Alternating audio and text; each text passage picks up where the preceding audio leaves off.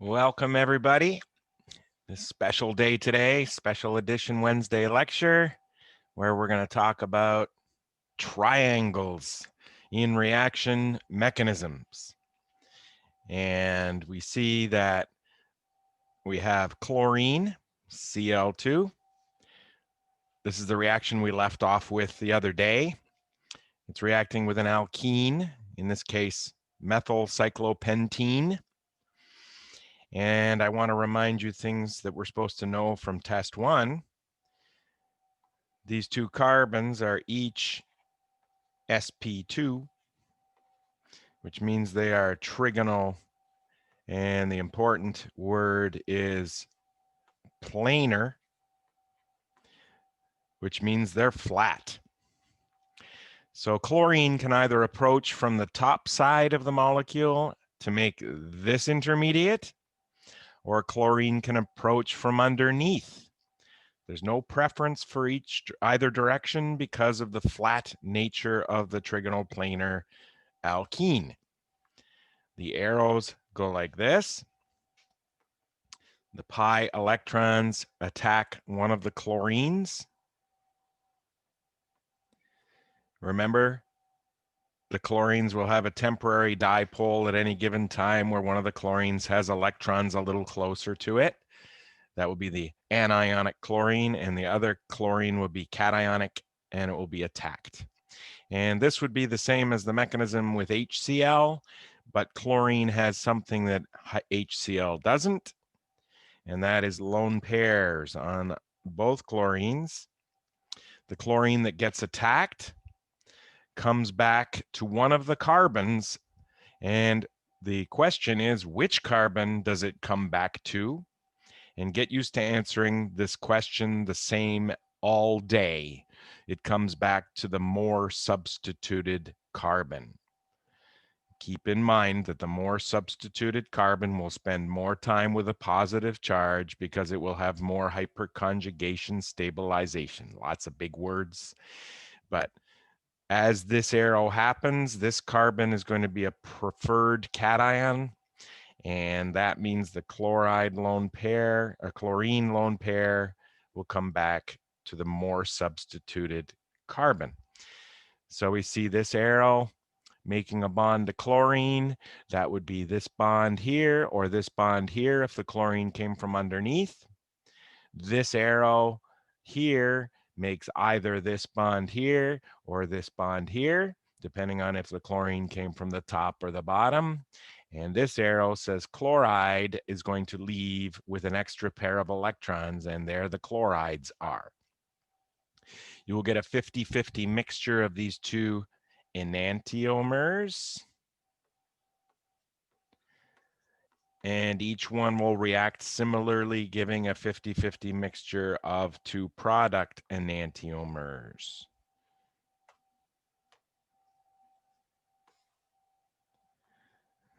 Okay, and how does that attack happen?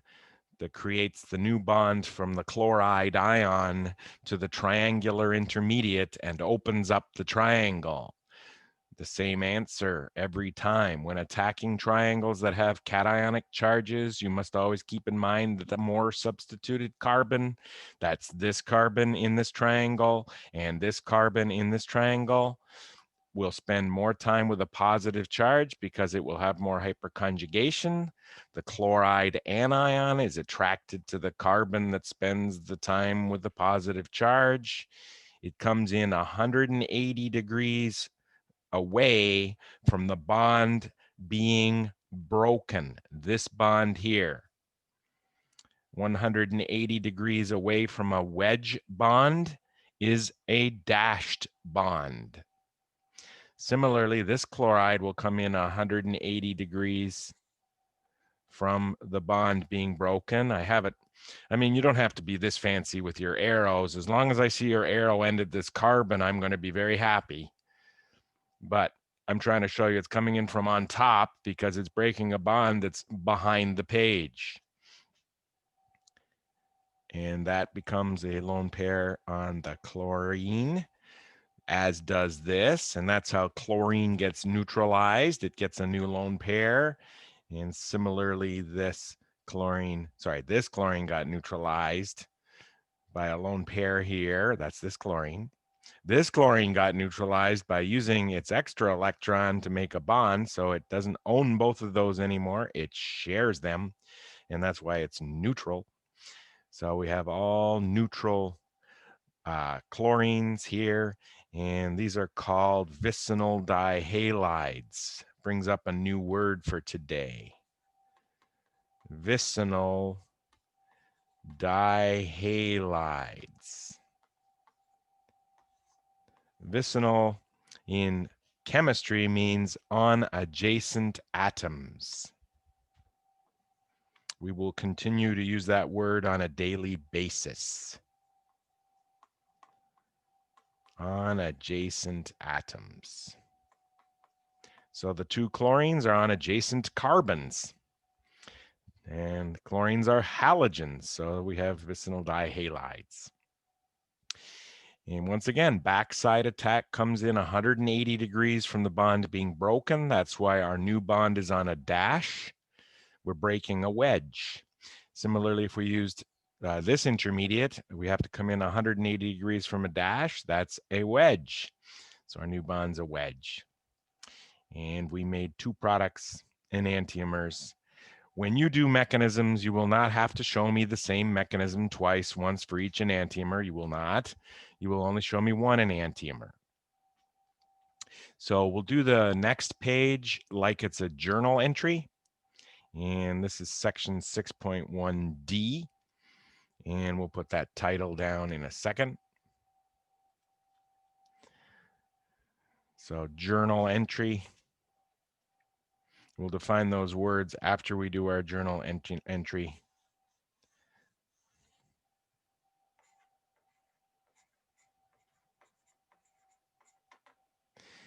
And our journal entry has to have a title, section number. You don't have to use the exact words from the book, but I mean, it makes your life easier. Vicinal dihalide formation would be a pretty good title if I could spell. And there we go. And purple is a nice color. We got a box in the middle of the screen for some reason. We'll live with that too. Okay, so how does this mechanism start? On our previous one, let's just try to use previous mechanisms to learn new mechanisms. That's the goal for you learning mechanisms. Always to use what you knew from before and try to apply it to something new. The game got started when the pi electrons attack one of the halogens here. The halogen that gets attacked gives back a pair of electrons to the more substituted carbon. The other halogen leaves as the anion. Why did we choose this chlorine? Well, at this given time that I attacked it, it probably had a slightly positive charge, temporary dipole. And the other one, slightly negative charge. In our next example, we don't have to worry about a temporary dipole. Bromine, electronegativity, 2.8. Chlorine, electronegativity, 3.0. Please have these always at your beck and call in your mind. The electronegativities of all of the atoms listed in chapter 1. Bromine will be a more positive atom, so it would be incorrect to attack the chlorine. The alkene is interested in the more positive bromine. So that arrow happens, and there's the compensation arrow. And this one's the one students forget most often. They forget there's lone pairs, and it has to come back to which carbon? Has to come back to the more substituted carbon. Why? Because that carbon spends more time with a positive charge. It is my hope that you get tired of hearing me say that and you start saying it along with me as we go. And that would make the triangle drawn. On a mechanism on an exam, I will not have this drawn for you. You will have to draw it for me. I only chose one of the enantiomers that we showed on the previous page. You don't have to show me the other. You don't even have to show me these words. These are not part of a journal entry. These are just part of your education. There's nothing wrong with what I crossed out. The information was correct. I'm just getting rid of it because it does not have to be in your journal. Chloride. Question. Which carbon is it going to attack? Answer. The carbon with a more substituted position because it spends more time with a positive charge. And yes, it's this carbon here that has 3 bonds to carbon. We say that's more substituted. This carbon down here is less substituted. It has only 2 bonds to carbon. 1, 2. Please attack the more substituted carbon so you can get full credit. You don't have to even try to attempt to show me it's a backside attack. I just need to see that arrow end at the more substituted carbon. I need to see the bond you're breaking end at the halogen that has the plus charge. And you're going to get the product that's drawn. So on an exam, I would just have the reactants and the product, and you would have to provide me with this intermediate. Very short journal entry here. We have a vicinal dihalide. It's a mixed dihalide. Why is the chlorine the more electronegative atom on the more substituted carbon? Well, it's because this reaction follows my line here. I don't like it. I need to define those things. I need a straight line. It follows the regioselectivity that it's known as, and yes, it's got a guy's name on it. Very sad.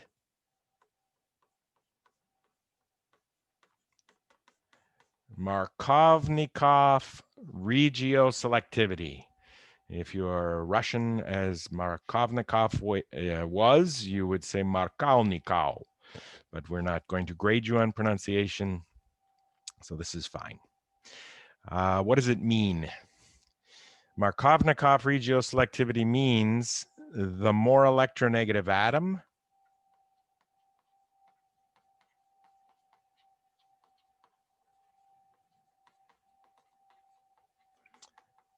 is on the more substituted position. That's the definition. More substituted C, carbon.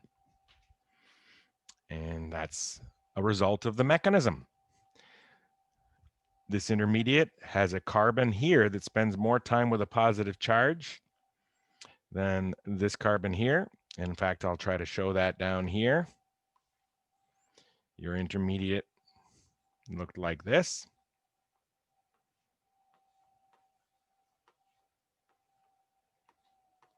It spends almost all of its time like that. Spends a little time like, there's a carbon here. A little bit of its time like this. Not much. Spends even less time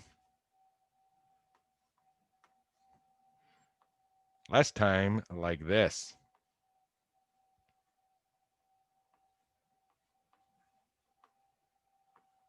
So when I keep saying it spends more of its time with the more substituted carbocation, this is what I'm thinking about.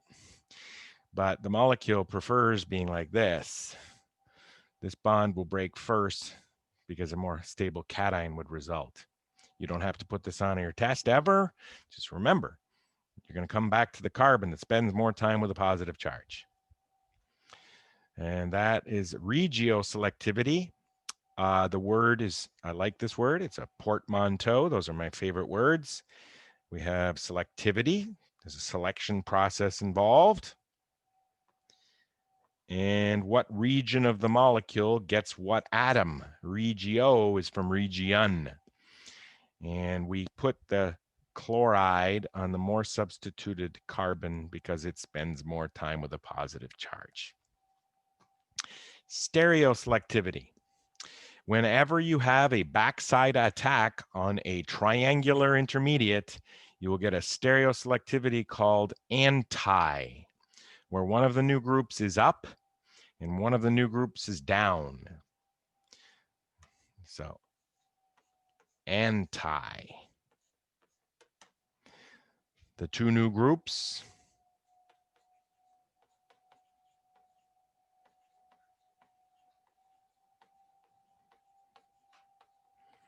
are on opposite sides of the ring.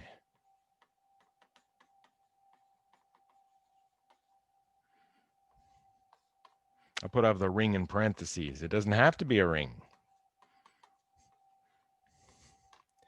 It could be a straight chain alkene, and one group would end up and one group would end up down. And that's what that is. I'll introduce the other two types of, I didn't explain, stereochemistry. We did a whole chapter on that, and which stereochemistry gets selected. You should know the other options, which will come up not today. Triangle Day will always have Markovnikov, regioselectivity, and anti-stereoselectivity. But in future reactions, we'll see anti-Markovnikov, which is confusing as all get up because it uses this as a prefix for Markovnikov. It just means not Markovnikov, and you would just flip these words. The less electronegative atom is on the more substituted carbon. Flip the word here, this to less electronegative. And it's not going to happen in reactions involving triangles where the carbocation's very important. And anti-stereoselectivity is always going to happen with triangles. I would like to point out the opposite type of stereoselectivity is called SYN, S-Y-N. And we actually see that here in the creation of the triangle. Both of these bonds, these two bonds, this one and this one, happened simultaneously. We made one of the bonds here and we made the other bond here in the same step. They must be on the same side of the ring. Okay, so that's called SYN stereoselectivity, and it happens when the two new bonds happen at the same time. But that is not our final result, is it? So that's why we don't call this reaction a SYN stereoselectivity, although the first step involves SYN stereoselectivity. The overall result is anti because of the backside attack on the triangular intermediate. So if you had to explain why we see the anti result, you would say because of the backside attack. And if you had to explain why the more electronegative atom is on the more substituted carbon, you would have to invoke our discussion from the previous page, which I will steal. And I'm stealing here. There's your answer for why we have them on opposite sides. Sorry, why we have the more electronegative atom on the more substituted carbon.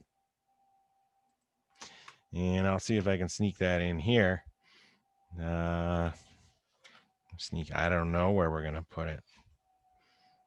Spatially, I'm always challenged here. Here we go. Because of that.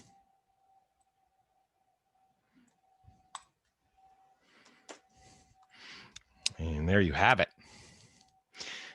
I'm looking at 20 minutes in. Let's do just a little more. We're going to introduce it before the break, and then we'll fully cover it after the break. And here is our new reaction. And I believe I can't remember the section number. I'll have to get into that. I think it's 6.1F, might be E. we're forming what's called a vicinal halohydrin. It's got our new word with an old prefix and a new suffix. And the vicinal part means the two new groups are on adjacent carbons, as seen before. Halo is the bromine, and a hydrin that's an old way of saying an alcohol. So hydrins are alcohols. Some of you have used a stain in biology classes and biochemistry classes called ninhydrin. Guess what functional group it has? Yes, an alcohol. And we're going to explore why things have changed here and why we don't see a vicinal dibromide like we would have predicted from our previous reaction. We got the same intermediates here. Why don't we have a bromine here instead of an OH? That you'll have to wait until after the break. And I will see you then.